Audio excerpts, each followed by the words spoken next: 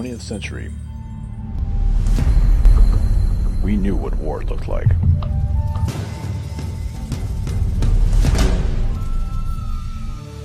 And we knew what peace looked like. Wars were fought between states. And we knew who our enemy was. And peace was seen as the norm.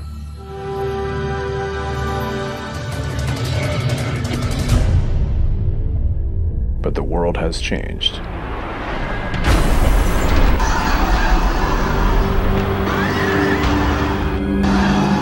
The world has changed a great deal. We really need a better framework or paradigm to help us understand the actors, their strategies, and the tools they're using today. It surprised me that we didn't know that this was coming.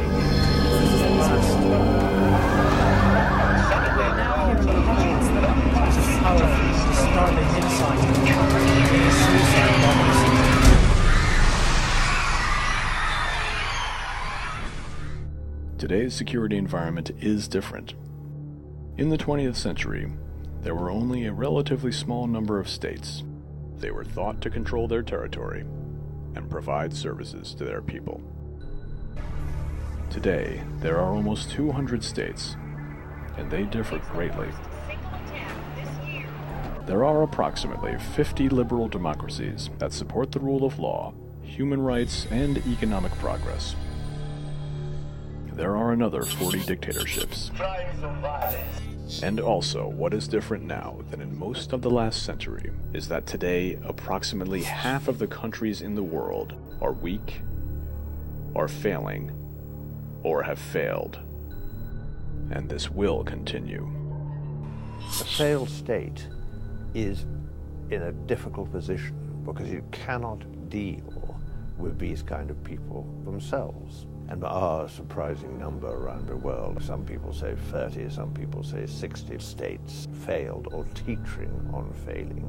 And these nations are extraordinarily vulnerable to a terrorist group, people with special interests, maybe their ethnic interests, maybe their religious interests, maybe they're criminals, maybe about drugs. Many of these non-state actors have created their own capabilities to accumulate power and to achieve their goals.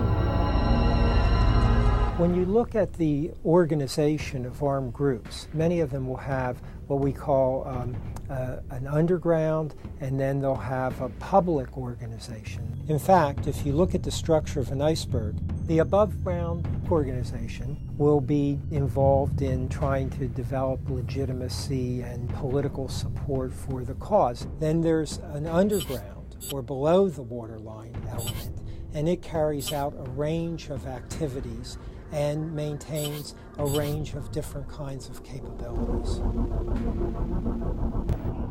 These armed groups use a combination of violence, political tools, and communication strategies.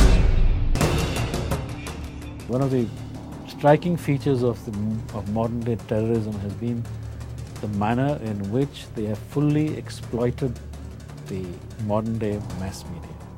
From YouTube, for internet, for Twitter also, they're very, very media savvy. And it's instant. The incident takes place in the morning, by the evening everybody knows about it.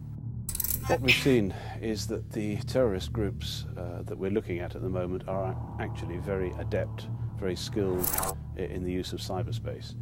But what we haven't seen yet, and I'm surprised that we haven't, is major terrorist use of cyber attacks.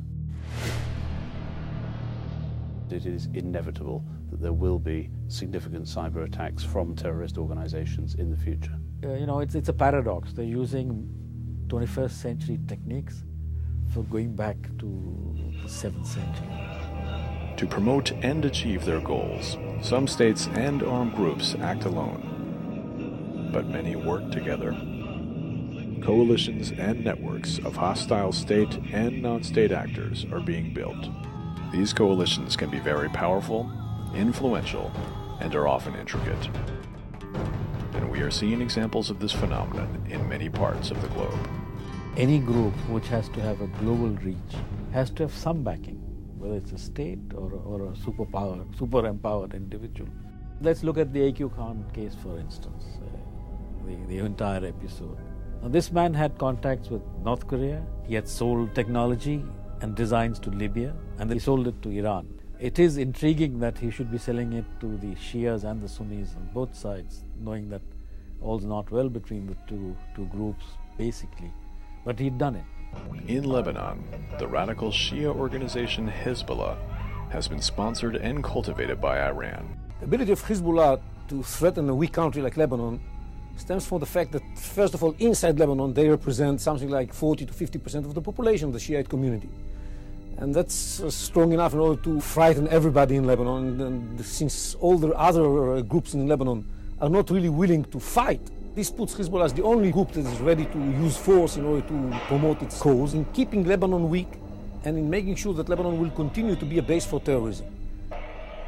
They are a part of a much bigger cartel that has a common interest in changing the world order and having also a global reach on behalf of Iran, and through this they can threaten even the United States' interests.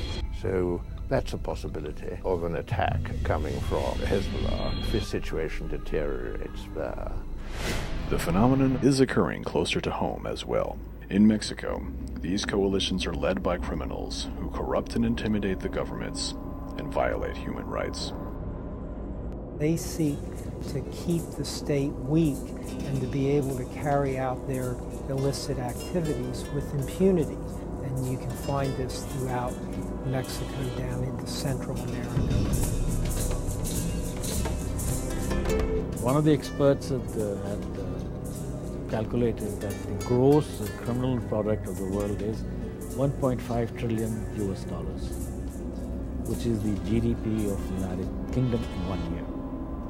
That's a huge amount. There is a pattern to the global security environment that appears to be here to stay. But we are not helpless. Given the players, their coalitions, and the techniques they're using, we really need to change the capabilities we have to manage the security challenges of the 21st century. Everybody can play a part in this. The kind of coalition which I think we have to have is one which receives strong American leadership. What one has to get across to people is that this is not just a military problem. It involves aid and funding, and it needs to be coordinated. We've got to keep abreast of what our enemy's doing. We must adapt, change, develop, and make sure that we are not falling behind the terrorists in any way at all.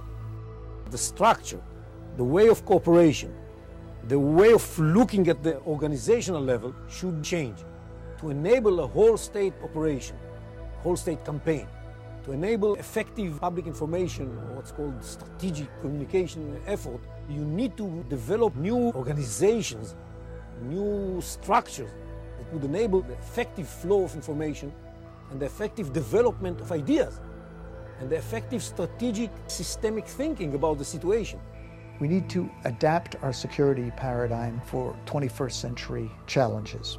We need both a coalition with allies, state and non-state, abroad, and at home we need a coordinated strategy across agencies, State Department diplomatic, economic, and military personnel.